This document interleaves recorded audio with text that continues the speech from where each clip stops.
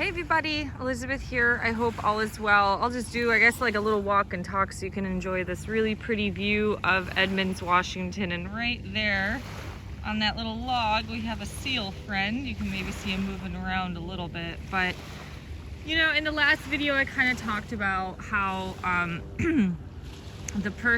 one of my former viewers or listeners, you know, unsubscribed to my channel and talked about all this unscientific nonsense. And as that happened, and as I've been watching all of this stuff kind of go on in places like Seattle, where it's a very more progressive atheistic culture, we're gonna see if the ferry takes off.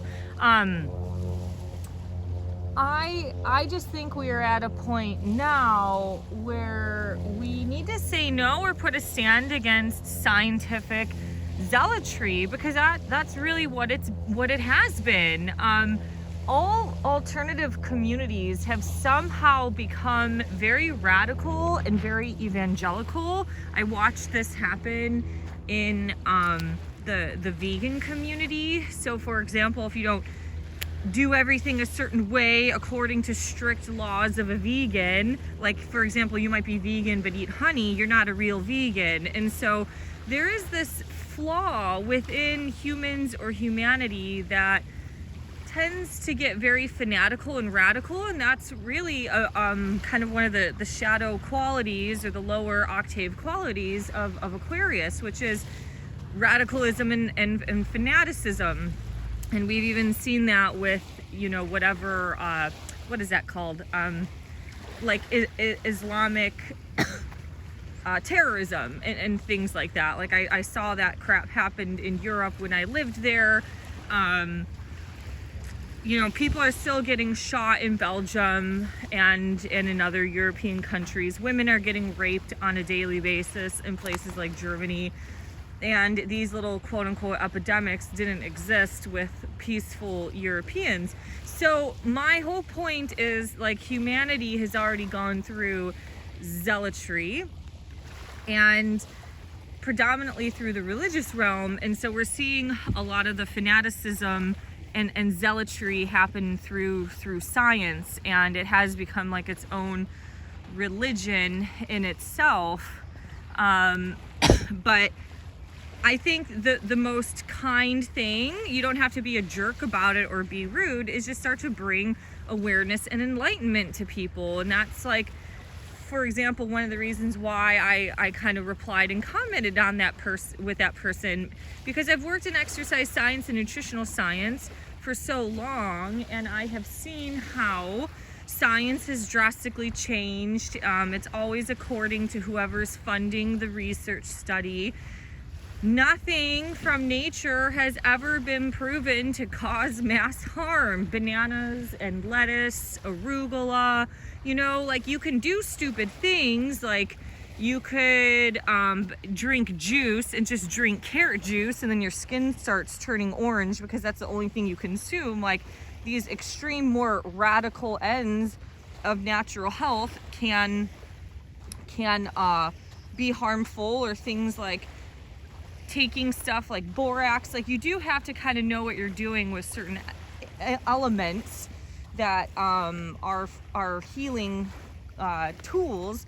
But in reality, you know, your everyday diet, like fresh air, sunshine, clean water, food that is produced from nature, like your seeds, your nuts, your produce, is all fine. And science has even talked about raw dairy being much more easily digestible and a lot better for you than the pasteurized dairy that we have. So there are issues with dairy. A lot of us consume too much of it in these Western countries, but some of it is a problem, or sorry, a lot of it has to do with the pasteurization, because that heating process pretty much like nukes out all of the nutrients. Hello, poor little crab, poor thing. But yes, I think we need to put our foot down and put these people in their place. because a lot of them have become bullies. And I don't mean just starting, you know, these radical campaigns and blah, blah, blah. But if you're in a conversation with somebody or you see this crap online, you know, I think it is worth having a discussion or a disagreement about it, because this is the only way to start to change people's hearts and minds. And there are so many people who are so blinded by science. I think there's like an 80s song that talks about that. It's like blinded by science, and they're so blinded by it that they might be not always a lost cause, but they might be pretty close, to where it might take a lot longer for them to get it. And you know, I was scrolling through the obituaries the last couple weeks, and maybe I'll just do a separate video on that. And there are so many 50 to 70 year olds dying right now. I typed in like Edmonds, Washington obituary, and the first obituary that popped up was a 58-year-old guy who was, for 58, looked pretty good. He died suddenly from a heart attack, and so that's literally like the first line. Unexpectedly passed away from a heart attack, and so scientific zealots who continuously stick up for this, they can't even see that there's two sides of science.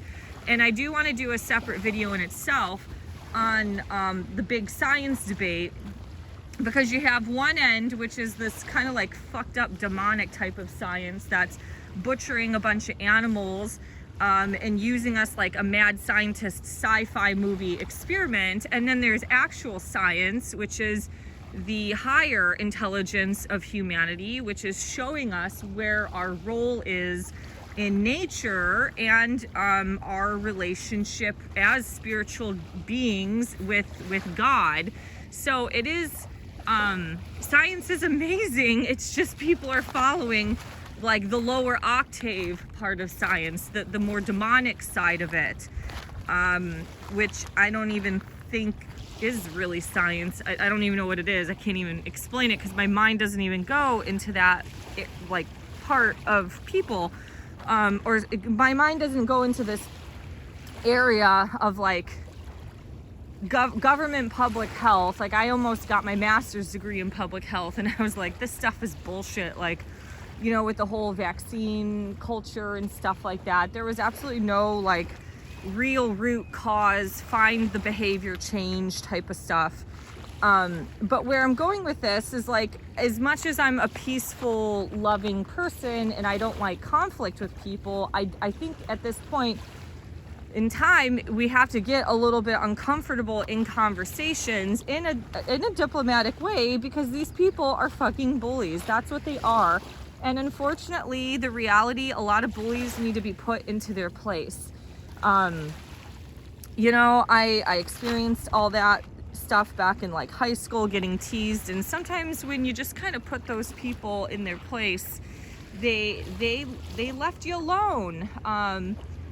And maybe that's what we need to do with these sciencey people, is to put them in their place, and hopefully they can think about stuff. But once again, most people don't like to be wrong, so that's, you know, a whole other egoic problem in itself.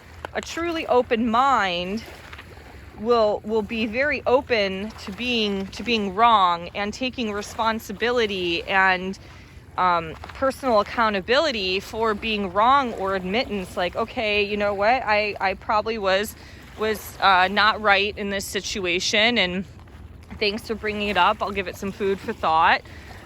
A lot of times, just that exposure or awareness piece, from what I've learned through my experience of like fitness or working with college students, is sometimes these little seeds are planted into these kids' head. For example, like breathing exercises that we do in one of my online yoga classes, and that little seed was planted into the brain to where kids said, like, I never realized how fast and anxious I was during exams, to where I just took a few deep breaths and I was able to take my exam, you know, in a more coherent manner than what I'm normally am in, which is like usually stress and anxiety. So, you know, these little seeds hopefully can start changing people. There are people like a heroin addict. They are so far deep into it. I don't know if they're gonna, get out of it or change or anything, but say no to scientific zealotry. Screw that. We've already been through all of this. We've already been through discrimination. We've already been through so many other radical movements that it's like we really don't need to go and create a further division in society just based on science that is funded by the most corrupt corporations that have multiple lawsuits on this planet, in this country.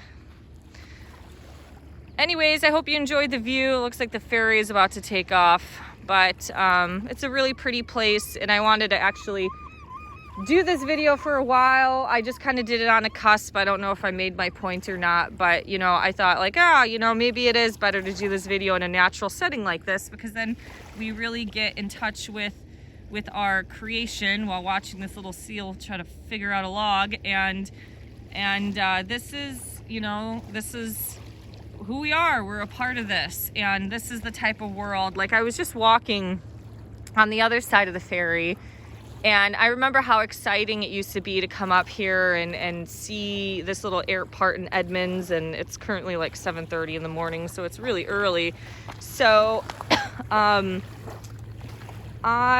anyways, now I'm just thinking like, oh, there goes the ferry, bye-bye. And I just kind of thought like, it is such a shame what has happened in places like the Northwest, because I used to watch people just clean up these beaches and other beaches in Seattle, and now it's just all those natural people have left, and it's been replaced by kind of tech and artificial the artificial world. And places here have become so materialistic, and they just don't really care as much about this type of stuff. I'm not saying that they don't care about the environment, but they're not really proactive. They might show up at a little protest so they don't have to drive to work, although they live like 5 blocks down the road. But they anyways, I'll just leave it at that. It's just a different place. People who were born and raised here, who've had this view all of their life, were the ones that actually cared to preserve and conserve the Puget Sound and our orcas and our whales. And now people are camping out at the fucking Apple store like the night before for the latest iPhone. And it's just a complete material. It's a shift from the natural to the material, the artificial. And if we want to preserve and conserve anything of our creation left, we have to say no to this demonic scientific zealotry that is abusive to animals in many ways. And have a great one. Bye-bye.